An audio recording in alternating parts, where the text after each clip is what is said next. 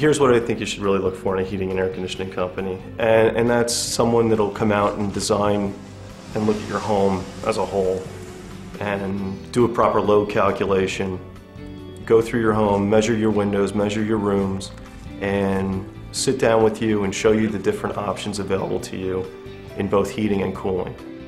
And really go through the financial side of it as well. You know, how much do they want to spend? That means a huge part.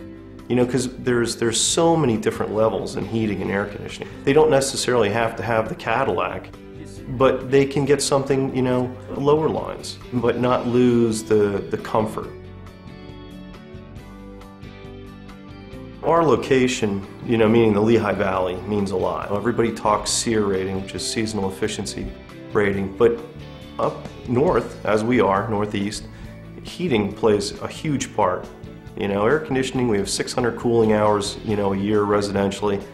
Really doesn't amount to a tremendous amount of money. I mean, and as these SEER ratings increase and increase and increase, we need to be looking at the heating side. That's truly where people will save their money, is by going higher efficiency furnaces, higher efficiency boilers. People are very leery about 10-year parts and labor warranties.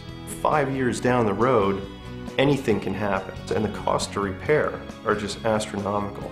If you can have a 10-year parts and labor program, absolutely roll that into your system, because it will save you. You know, all you have to do is maintain that system, maintain it on a maintenance program yearly, and change the filters if they do it or we do it, however it's done, but it has to be maintained.